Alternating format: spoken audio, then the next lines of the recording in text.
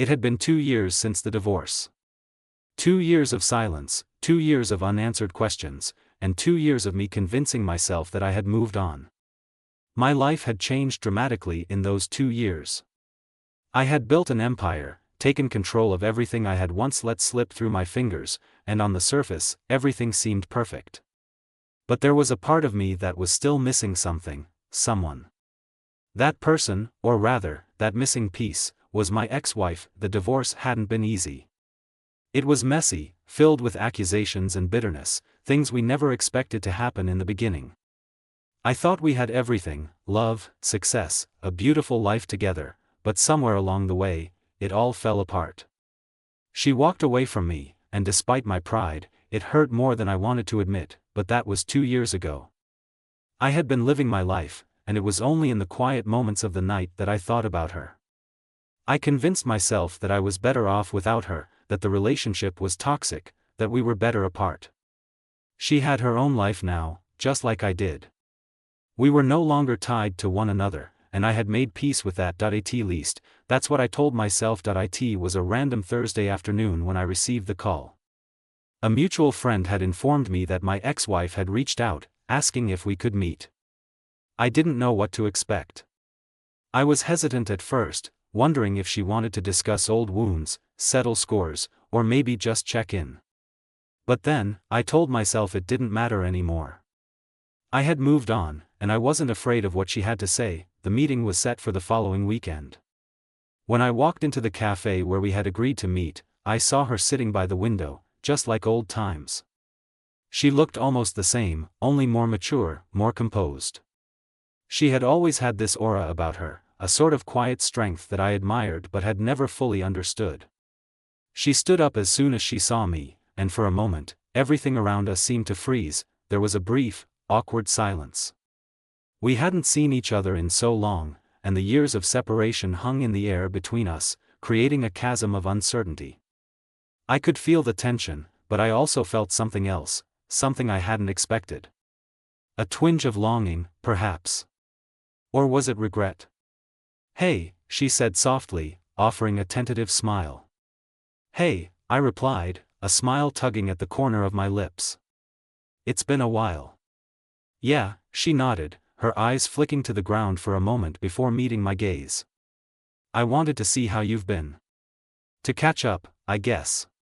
We sat down, and for the first few minutes, the conversation was casual. We talked about life after the divorce, our work, and even laughed about some old memories. But the tension was still there, lingering just beneath the surface. Then, out of nowhere, she dropped the bombshell. "I have a daughter now," she said quietly, as if testing the waters. I froze. My mind couldn't quite process the words. A daughter? She had a daughter? My heart skipped a beat, and for a moment, I couldn't form a coherent thought. This wasn't what I expected. I don't know what I expected, but it wasn't this. "What?" was all I could manage to say, my voice low, almost a whisper. You have a daughter?" She nodded, her gaze shifting toward the window. "Yeah. Her name's Emma. She's almost 2 now." I blinked, trying to process it all. I wanted to ask 1,000 questions. How long had this been going on? Who was the father? Was she happy? Did she love this new life? But no questions came out. Instead, a strange mix of jealousy, confusion, and regret hit me all at once. How did this happen?" I asked, my voice a little shaky. She looked at me then, her eyes soft but full of something I couldn't quite place. "After we divorced, I found someone. We were both in a place where we were healing, and we just clicked. Emma came from that." The words hung in the air, and I suddenly felt like the ground beneath me was shaking.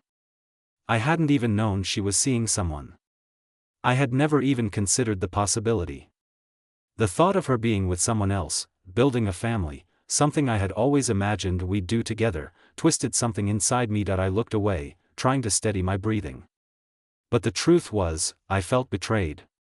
Not just by her, but by myself. I had let her go. I had let her walk out of my life, and now I was sitting here, wondering if I had made a mistake, that I had always imagined that, if she ever moved on, it would be with someone who could never give her what I had.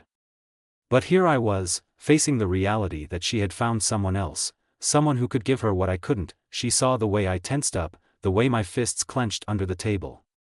"I didn't mean to shock you," she said softly. "But I thought you should know." I nodded slowly, my heart racing. "I wasn't expecting that," I admitted, trying to regain some composure. "But, it's good to know." "Really? But was it? Was it really good to know?" In the pit of my stomach, I was consumed with a sense of loss, a deep regret. I couldn't help but wonder what could have been, what would have happened if I had fought harder, if I had put in the effort instead of assuming everything would fall apart. That we continued to talk, but I wasn't really listening anymore. My thoughts were consumed by one single realization: I had lost her forever. And now, she had something that I could never be a part of. As the meeting drew to a close, we stood up, and for a brief moment, I thought she might hug me. But she didn't. Instead, she looked at me with a sadness in her eyes, and I felt the weight of her words. "I hope you're happy, she said, her voice soft. "You deserve that." And with that, she walked away. I stood there for a long moment, watching her leave, feeling as though the years had collapsed into one fleeting instant. The emptiness I felt in that moment was something I couldn't describe. I had thought I had moved on, that I had built a life that was enough for me. But in that instant, I realized that nothing would ever be enough. I had lost the one person who meant everything to me. As I walked out of the cafe and into the cold air, I couldn't shake the feeling that my life had changed forever. I had walked into that meeting thinking I had everything under control. But by the time I left, I knew I had lost everything. As I drove back home that day, I couldn't shake the image of her walking away from me, disappearing into the crowd. It was as though I had lost the chance to ever fix what had been broken. For days, I kept replaying that moment in my mind, the words she'd said, the way she looked at me with a mixture of sadness and understanding. I hadn't expected to feel so small. The man I had become, successful, confident, untouchable, felt like nothing in comparison to the ache inside me. It was late that night when I sat down in my study, surrounded by papers, deals, and plans, my empire. But none of it mattered now. It felt empty, hollow. My mind kept circling back to one question: how did I end up here? How did I let it slip through my fingers? I poured myself a drink, trying to distract myself. But there was no escaping the truth. I had been so focused on business, on growing everything around me, that I had lost sight of what truly mattered. She had walked away, but I hadn't fought for her. I hadn't been the man she needed me to be.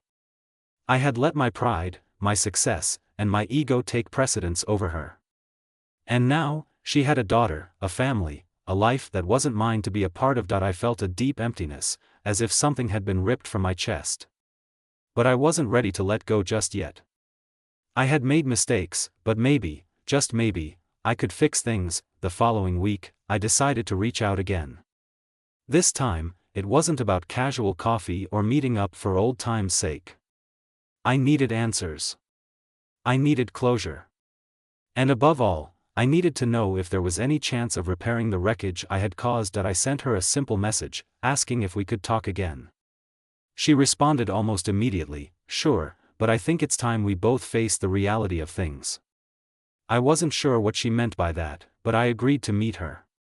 And so, we arranged to meet at the same cafe.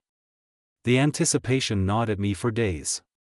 What if she had already moved on completely? What if she had built the life she wanted without me? Would she even be open to hearing me out? When I arrived, she was already sitting there, her coffee cup in front of her, her hands clasped together. She looked different. Not in a bad way, but more at peace. There was something in her eyes that I couldn't place, a kind of resolve. A finality. "Hi," she said when she saw me approach. She didn't stand up this time. There was no awkwardness, no tension. Just the quiet weight of everything that had happened between us. I sat down, not knowing exactly what to say. I didn't want to apologize again because it felt like a broken record. What I wanted to say was something deeper, something more meaningful. I don't know where to start, I admitted. I've been thinking about you, about us, about everything. And I'm sorry for everything I did wrong. I shouldn't have let you go. She took a deep breath, her eyes soft but distant. You don't have to apologize. We both made mistakes. But I think it's time we stop pretending. The truth is, I had to move on, and I don't regret it. I have Emma now.